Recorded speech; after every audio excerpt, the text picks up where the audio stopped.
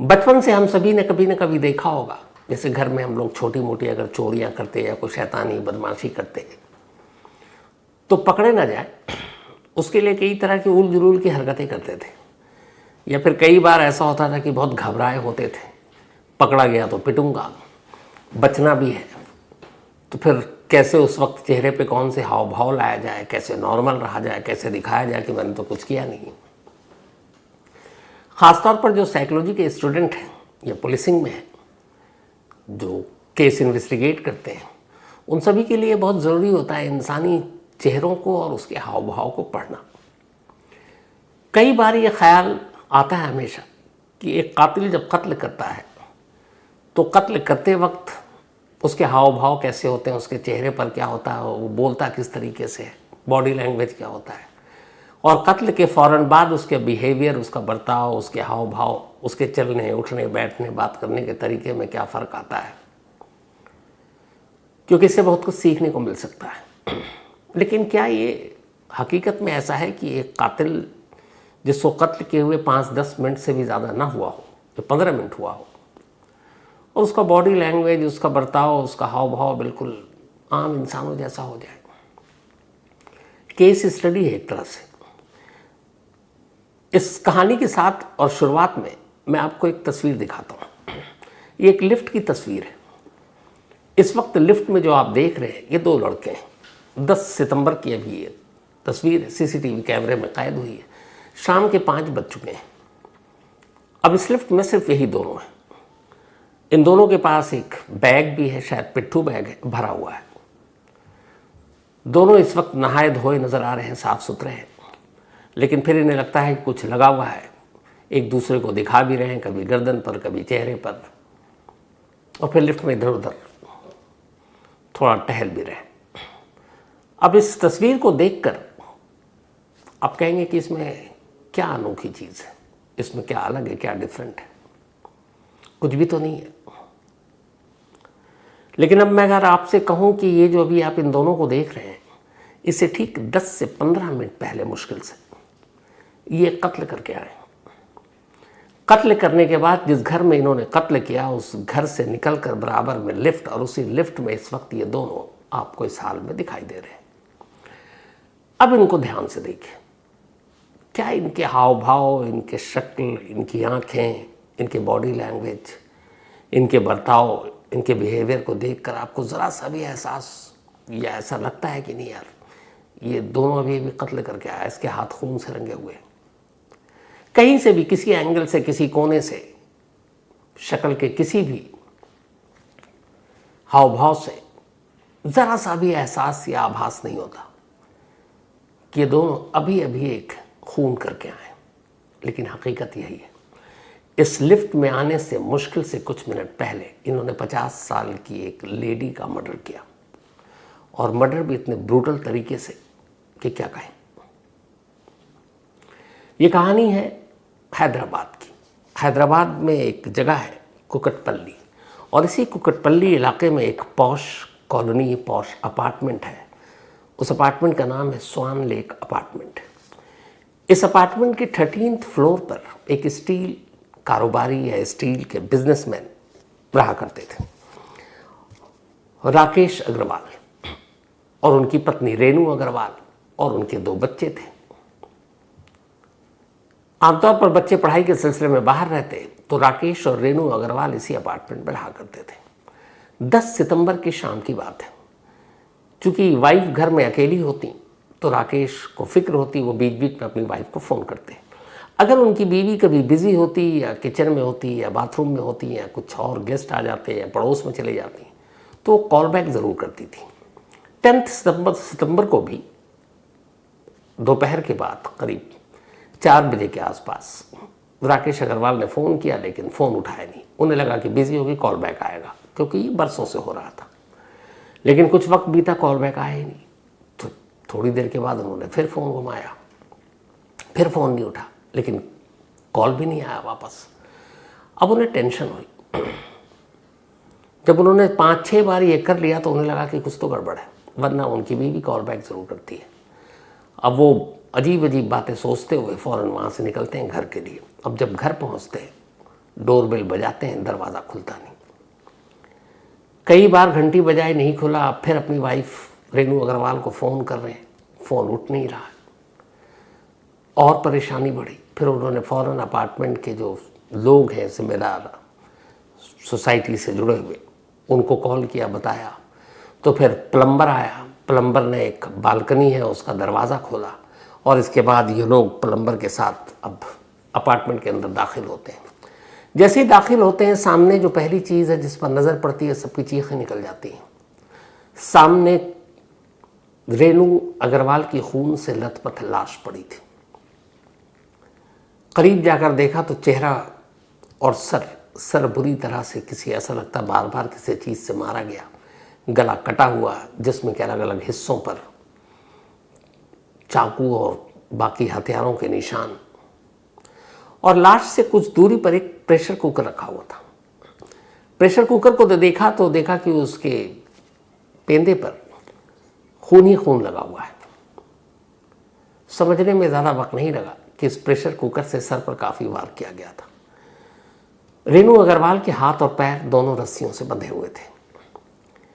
घर की कुछ अलमारियां खुली हुई थी जिनमें ज्वेलरी थी, जिसमें पैसे थे। कैश ज़्यादा रखते नहीं थे, करीब लाख रुपए के आसपास, और 8-10 तोला सोना होगा, वो सब गायब था। अब पुलिस फौरन आती है, तफ्तीश शुरू होती है, पूछताछ होती है। सीसीटीवी कैमरे सबसे पहले खंगाले जाते हैं। तो जब सीसीटीवी कैमरा खंगाला गया तो शुक्र ये था कि सारे कैमरे काम कर रहे थे। तो 1311 नंबर इस फ्लैट से जो सीसीटीवी कैमरा शुरू होता है वो लिफ्ट तक, फिर लिफ्ट के अंदर भी कैमरा, और फिर लिफ्ट के नीचे पार्किंग में भी कैमरा, हर जगह कैमरा। शाम का वक्त, कुछ ही पल लगते हैं ये समझने में कि ये काम किसने किया, क्योंकि उस कैमरे में 2 ऐसे चेहरे कैद होते हैं जिन्हें राकेश अग्रवाल भी जानते हैं और सोसाइटी के बाकी लोग भी। सीसीटीवी कैमरे में जो 2 लोग कैद थे उनमें से एक था हर्ष और एक का नाम था रोशन। हर्ष सिर्फ 11 दिन पहले राकेश अग्रवाल के यहाँ एक घरेलू नौकर के तौर पर काम करने आया था, क्योंकि उनके घर पर जो इससे पहले काम कर रहा था उसे छुट्टी पर जाना था और वो गांव चला गया। तो कोलकाता में एक प्लेसमेंट एजेंसी है जिसके जरिए हर्ष इस घर तक पहुंचा एक घरेलू नौकर के तौर पर। 11वां दिन था इसका। जो दूसरा शख्स उसके साथ था वो था रोशन। राकेश अग्रवाल का घर इस स्वान लेक अपार्टमेंट में 13वीं मंजिल पर था, 13th फ्लोर पे, जबकि जो रोशन था वो उसी अपार्टमेंट की 14वीं मंजिल पर एक दूसरे घर में बतौर घरेलू नौकर काम करता था। दोनों इत्तेफाक से एक ही जगह से थे, झारखंड में, रांची से। एक ही जगह के होने की वजह से जल्दी दोनों में दोस्ती हो गई और अक्सर दोनों मिलते बात भी करते। तब इन दोनों की शिनाख्त हो गई, लिफ्ट में भी। उसके बाद एक पार्किंग का कैमरा दिखा सीसीटीवी का, तो उसमें दिखता ये है कि ये दोनों जो बैग लेकर घर से निकले अग्रवाल साहब के यहाँ से, फिर लिफ्ट में दाखिल हुए। लिफ्ट के बाद नीचे पार्किंग में जाते हैं, वहाँ से एक स्कूटी उठाते हैं और स्कूटी पर बैठकर वहाँ से निकल जाते हैं। ये स्कूटी भी किसी और की नहीं, राकेश अग्रवाल की थी। घर के आसपास के काम के लिए नौकरों के लिए स्कूटी रखी हुई है, तो स्कूटी भी उन्हीं के ले गए। तब ये बात समझने में वक्त नहीं लगा कि काम इन्हीं दोनों का है। अब हैदराबाद पुलिस की कई टीमें एक साथ बनती हैं और अब इन दोनों की तलाश शुरू होती है। उधर कोलकाता की प्लेसमेंट एजेंसी से भी बात की जाती है। तलाश शुरू, लेकिन कोई सुराग नहीं। इस दौरान में सोशल मीडिया पर भी, चूंकि ये एक पॉश एरिया का अपार्टमेंट और उसमें एक ब्रूटल मर्डर, तो सोशल मीडिया पर इन दोनों की और ये सीसीटीवी कैमरे की तस्वीरें जो आपने देखी लिफ्ट के अंदर, ये भी अब सामने आई, लोगों ने देखना शुरू किया। लेकिन इधर हैदराबाद पुलिस हर तरफ से तलाश कर रही है, कोई सुराग नहीं। पता चला ये रांची के हैं तो एक टीम रांची भी निकल गई, लेकिन दोनों वहाँ घर पर मिले नहीं। अब पुलिस अपनी जांच जारी है, दोनों की तलाश जारी है। इसी दौरान में रांची पुलिस को एक दिन एक फ़ोन आता है, ये कल की बात है, और वो बंदा फ़ोन करके पुलिस से कहता है कि सर, हैदराबाद के एक अपार्टमेंट में एक लेडी का जो मर्डर हुआ और 2 लोग जो लिफ्ट में नज़र आ रहे हैं कातिल के तौर पर, जिन्हें दिखाया जा रहा है, बताया जा रहा है, अभी अभी मैंने उसको अपने कैब से उतारा है और मैंने सोशल मीडिया पर उन दोनों की तस्वीरें देखी, वीडियो देखी, और वो वही दोनों हैं। रांची पुलिस को जैसे ही पता चला, हैदराबाद पुलिस पहले ही रांची पुलिस से कांटेक्ट कर चुकी थी, इन दोनों की डिटेल दे चुकी थी। कैब ड्राइवर से फ़ौरन पुलिस ने कहा कि डिटेल बताओ सब, कहाँ उतारा। कैब ड्राइवर ने उन्हें सारी निशानदेही बताई, कहाँ कहाँ पे क्या। इसके बाद रांची पुलिस की मदद से सिर्फ इस कैब ड्राइवर के एक इनपुट की वजह से ये दोनों अरेस्ट हो जाते हैं। इन दोनों को पकड़ा जाता है। ये दोनों रांची में अपने घर की बजाय रोशन के एक भाई के घर पर ठहरे हुए थे, क्योंकि उन्हें पता था कि हैदराबाद पुलिस आएगी। तो पुलिस हर्ष और रोशन के साथ साथ रोशन के भाई को भी अरेस्ट कर लेती पनाह देने के इल्ज़ाम में। अब इसके बाद इनके पास से जो सामान है, कुछ जेवर और कैश बरामद होते हैं। बाकी इन्होंने बताया कि हमने रांची में बेच दिया। अब वहाँ से रिकवरी की कोशिश की जा रही है। फिर ट्रांजिट रिमांड पर इन्हें हैदराबाद लाया गया। जब हैदराबाद लाया गया और इनसे पूरी पूछताछ हुई तो इन्होंने जो कहानी सुनाई, लिफ्ट में इन दोनों का चेहरा देखकर कहीं से भी ये गुमान या अंदाज़ा हो नहीं सकता कि ये इतने वहशी और दरिंदे हो सकते हैं। इन्होंने बताया कि जब 11 दिन पहले वो आया, घर में उसने देखा स्टील के बिजनेसमैन, घर में कोई है नहीं, दोनों बच्चे ज़्यादातर बाहर, पति पत्नी रहते हैं और पूरे दिन सिर्फ पत्नी रेनू अग्रवाल घर में रहती हैं। और ये जो लड़का था हर्ष, ये पहले ड्रग एडिक्ट भी रहा है, रिहैब में भी गया है, क्राइम में भी इसका रिकॉर्ड रहा है। ये आ गया था हैदराबाद। अब यहाँ आने के बाद इसके मन में लालच आया कि इस घर में तो बड़ी आसानी से चोरी की जा सकती है। तो इसने कहा क्यों ना इस घर को लूटा जाए। ऊपर के फ्लोर पे इसको इसका साथी मिल गया रोशन, उसने इससे बात की, रोशन भी लालच में आ गया। दोनों ने फिर ये तय किया कि जिस दिन ये घर में अकेली होंगी रेनू, उसी दिन धावा बोलेंगे। अब हर्ष चूंकि रेनू के ही घर में रह रहा है, रोशन ऊपर के फ्लोर पे 14th पे। 10 सितंबर को मौका मिल गया। हर्ष ने कहा कि रेनू अग्रवाल अकेली हैं, तुम आ जाओ। वो आया, इसने दरवाज़ा खोला। अब रेनू घर में अकेले। इसने सीधे प्रेशर कुकर उठाया और रेनू के सर पर जोर से मारा। रेनू गिर पड़ी। इसके बाद अंधाधुंध प्रेशर कुकर से पहले सर पर वार करता गया। जब वो लहूलुहान गिर पड़ी और लगभग बेहोशी के आलम में होने जा रही थी, तभी फिर ये रस्सी अपने साथ लाए और उन्होंने रस्सी से रेनू अग्रवाल के हाथ पैर दोनों बांध दिए। कुकर से लगभग काम हो चुका था, लेकिन इन दोनों को यह था कि अब मारना है। फिर वहीं एक कैंची पड़ी हुई थी, उस कैंची को उठाया और उस कैंची से अब रेनू के गले पर, जिस्म के अलग अलग हिस्सों पर अंधाधुंध मारना शुरू कर दिया। एक कैंची से मार रहा है, दूसरा तब तक किचन में चला गया। वहां देखा उसकी नज़र एक चाकू पर पड़ी, वो चाकू उठा लाया। अब वो चाकू से मारने लगा। तो पहले प्रेशर कुकर से मारा, फिर कैंची से मारा, फिर चाकू से मारा, और जब यकीन हो गया कि अब रेनू जिंदा नहीं है, तो फिर दोनों शांत अब उस कमरे में गया। चूँकि हर्ष को 11 दिन में ये पता था कि यहाँ पे पैसे और बाकी चीज़ें कहाँ रखी जाती हैं। वो गया, उसने अलमारी खोली, वहाँ करीब लाख रुपए के आसपास कैश था, वो निकाला, जेवर निकाले, एक पिट्ठू बैग उसके पास, और भी कुछ कीमती चीज़ें, घड़ी वड़ी, उसने सब उठाया और उस बैग में पैक किया। अब दोनों निकलने वाले थे, लेकिन तभी उन दोनों ने एक दूसरे को देखा और कहा कि कपड़ों पर खून के निशान लग गए, क्योंकि कुकर से मारने, कैंची और चाकू से तो खून के छींटे इनके ऊपर भी आए।